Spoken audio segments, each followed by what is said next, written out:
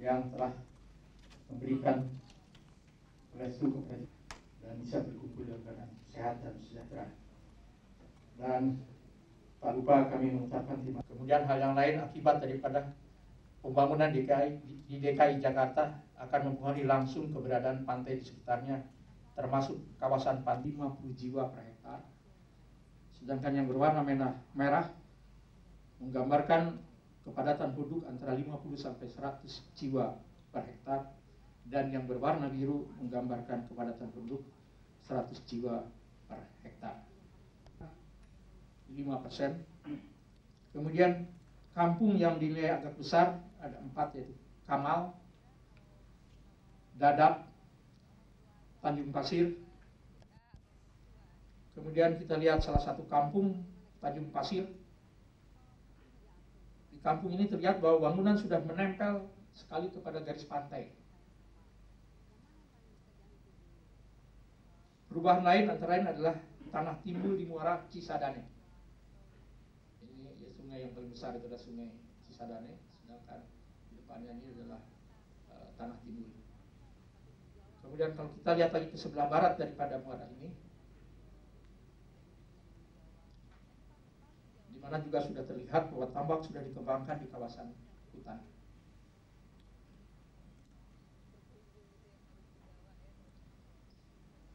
Kemudian kita lihat salah satu maupun mungkin dermaga-dermaga untuk perahu yang sekarang satu sebar tidak teratur. Kemudian kami ingin menggambarkan tentang bagaimana daerah tambak yang hutan itu adalah merupakan hutan campuran. Dan kan perlu dijelaskan lagi, tambak ini memang sebagian besar berada di kawasan hutan pantai, sedangkan sebagian tanah masyarakat, dan kembali lagi hanya sedikit sekali yang diolah secara intensif. Selain daripada tanah timbul, juga adalah di sekitar muara Cisadane. Rencana pembangunan kawasan wisata pantai sebagai berikut, di mana dibagi di dalam 4 zona sesuai dengan tingkat salinasi. Yang kalau kita lihat mulai dari paling rendah paling tinggi salinasinya yaitu daerah Jawa Barat untuk dapat melaksanakan pembangunan di salah satu pantai, wilayah pantai Jawa Barat, untuk memanfaatkan daripada pantai tersebut sebagai memberikan daya guna dan daya hasil yang besar. Saya kira memang tepat sekali pemikiran daripada Gubernur mengenai masalah tanah sekarang sudah kita rasakan sangat sulit untuk dapat memenuhi perkembangan daripada investasi yang terus meningkat.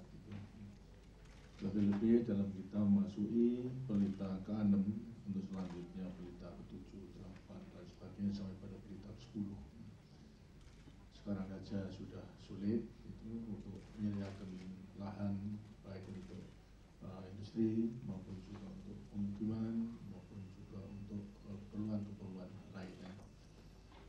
Bagi perkembangan investasi yang akan datang pada tahun 94 sama 95 yang merupakan tahun 1 dan tahun 2 daripada pelita 6 saja sudah menggambarkan angka-angka yang betul-betul harus merupakan tantangan bagi kita untuk dapat melayani daripada keseluruhannya. Triliun 53 triliun rupiah. Sedangkan 95 sampai September saja sudah kurang lebih 44 triliun. Kemudian untuk pembangunan industri tentu akan kita arahkan masuk pada kawasan yang memang sudah kita bukan tidak boleh. Satu saat kita sudah swasembada pangan dan beras, lantas akan menjadi kurang lebih, walaupun verifikasi teknis itu sudah kita segera, tapi kemudian lantas di tempat-tempat yang kering penduduknya supaya masalah-masalah itu tidak di berbagai industri, di kawasan industri yang memang akan menjadi luas tersebut. Ya satu-satunya ide yang baik ya membuat lahan baru gitu, ya, satu-satunya baik kalau di pedalaman tentunya juga di daerah kering pegunungan infrastrukturnya harus dibangun karena mahal. maka ide reklamasi itu adalah baik sekali. Karena dengan demikian tanahnya bisa diambil dari laut dan akan membuat kedali karena harganya lantas menjadi menurun. Karena apa? Tidak ada pengeruan. Nah, kalau ini kemudian lantas sekarang dalam rangka reklamasi sekaligus mengenai sungainya itu juga dikeruk di dalam, itu tanpa mengeluarkan biaya. Artinya dalam rangka biaya reklamasi itu sendiri. Memang sekarang juga apalagi kalau memang juga kurang tanah, barangkali kurang pasir di daerah-daerah sungai-sungai yang ada itu dikeruk, kemudian lantas pasirnya dibawa untuk ngurupi dari tanah yang akan direklamasi tersebut. Jika gunung pun tidak punya gunung, jadi hanya pantai yang sudah sesak. Karena itu direncanakan untuk mengadakan reklamasi 2 kilo ke pojok laut sepanjang 30 km daripada pantai. Jadi akan tambah tanah kurang lebih 2 kali 60 km persegi. Nah, ini tentunya juga sekaligus bisa dimanfaatkan untuk mengerjakan pengerukan, membuat lebih dalam dari sungai-sungai, karena di DKI tentunya juga sedikit, barangkali juga bisa membantu kepada wilayah lain, di antara yang dekat adalah Jawa Barat. Nah, kecuali memang penyesuaian daripada tanah-tanah yang tadinya pantai kemudian akan menjadi belakang, seperti harus disesuaikan dengan pertaniannya, mungkin menjadi objek daripada wisata itu sendiri. Daripada turis, daripada nomor asing itu akan bisa melihat dana itu, tapi toh memang sudah bisa sungai yang telah ada memang harus dijamin juga sehingga akan lebih lancar daripada air hujan yang dari misalnya seperti tadi di Sungai Cise ini itu maksudnya akan lebih lancar daripada mengalirnya.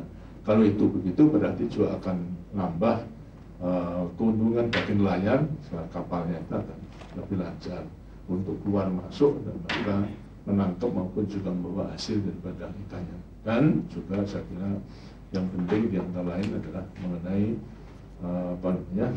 penghutanan daripada pantai dengan hutan bakau yang sangat diperlukan agar supaya benih-benih ikan yang ada itu adalah tidak musnah karena tidak ada sama tempat pelindungan.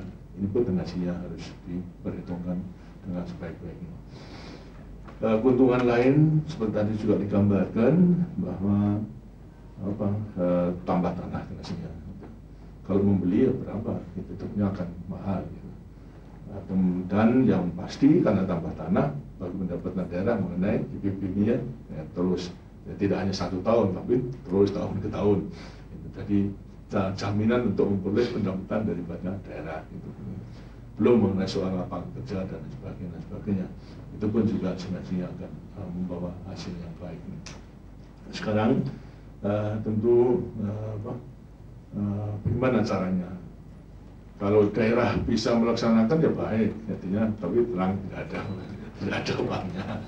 Dan kalau mau ada uangnya tentunya juga pada pemerintah pusat subsidi juga tidak ada uangnya. Itu sama saja itu untuk pejabat dengan satu-satunya ya atas dasar komersial kerjasama dengan swasta yang bisa swasta akan tertarik kalau memang ada perhitungan untung, tapi kalau rugi ya mana itu tengasnya harus dipikirkan untuk rugi daripada swasta tersebut.